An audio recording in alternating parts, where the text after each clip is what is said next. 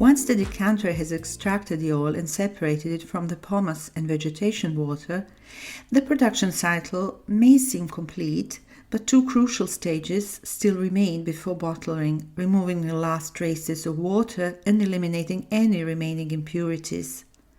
Hi and welcome back to Olive Oil Drops, the first podcast entirely dedicated to olive oil and olives. This podcast is created by Marco Antonucci. This is an English version. I'm Milena. Many consumers still imagine olive oil being made the traditional way, olives crushed by large granite millstones that rotate on a stone or metal base, producing a paste that's spread onto mats and then pressed to release the oil. But as we often remind you, this process now exists mostly in people's imagination. Modern technology works very differently and produces very different results. The same applies to all the steps that follow. Yes, there are still additional processes required to produce an extra virgin olive oil that maintains its quality over time and above all prevents defects.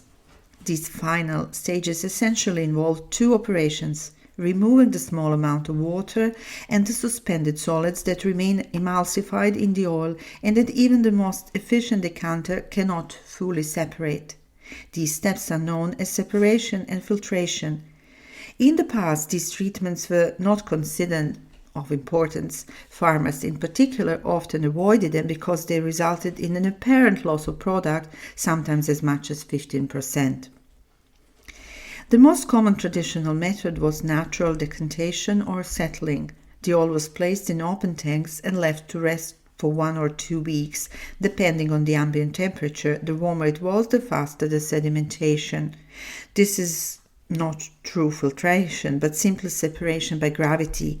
The clear oil was removed from the top using special containers or tools, while the sludge settled at the bottom. The sludge was often used to make olive pâtés.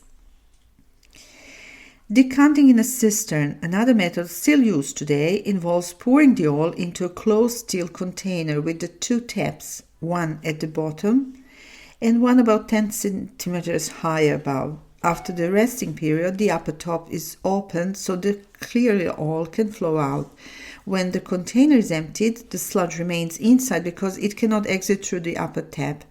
At this point, the bottom tap is opened to remove the sludge completely. This process is often repeated 2 or more times, transferring the oil from one container to another to eliminate as much residue as possible.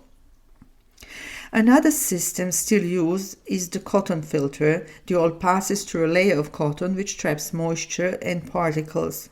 Traditionally, a funnel-shaped cotton filter was used. Crystallization. In northern Italy, yet another method is used, arguably the worst of those mentioned. It takes advantage of the natural winter cold. The oil is left in containers to crystallize, trapping residue within the solidified portion. The remaining liquid, clear but not truly clean, is decanted. The solid portion is then warmed back to liquid form and the operation may be repeated. Marco, who lives in northern Italy, on Lake Kiseo, swears that a local restaurant uses this method for the oil in one of their desserts. The menu description reads something like, naturally filtered using the cold technique of our cellar, just as our grandparents did. None, absolutely none of these systems is suitable. Decanting in open tanks exposes the oil to oxygen, dirt, and naturally occurring airborne yeasts.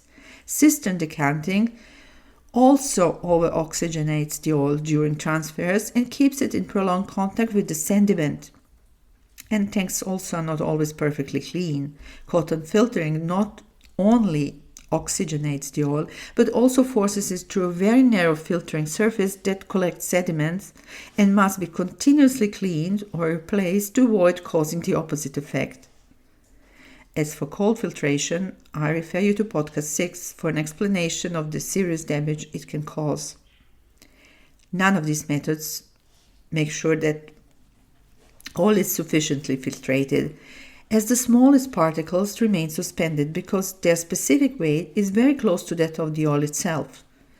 Fortunately, today there are two tools that perform this job quickly and effectively without harming the oil. The separator. As the name suggests, this machine separates the oil from the residual water that the decanter has not completely eliminated. Its operating principle is simply centrifugation of a liquid composed of elements with different specific weights. The machine usually contains a vertical axis fitted with a series of closely spaced conical discs, wider at the base and narrow at the top, sort of like a kind of Christmas tree. These discs are encased in an inverted cone-shaped drum that stabilizes the structure and forms a single rotating body. A pump pushes the oil into the vertical axis and down to the base, where it enters the drum. The drum rotates at about 6,500 revolutions per minute, forcing the heavier compounds outward. As the oil rises along the axis, its components separate. Solid particles accumulate at the bottom. Modern separators actually expel them automatically, all the ones required stopping the machine to clean them manually. Meanwhile, oil and water rise, but because they have different specific weights, the oil reaches a higher overflow outlet, while the heavier water exits through a lower one. This is essentially how a separator works, though many models and technologies exist. Separators using hydrocyclone technologies are currently being developed, which we will discuss in future episodes. Even after passing through the separator, the oil still contains small impurities. To store it properly, see podcast 19, we must filter it. The most common system is the plate and frame filter.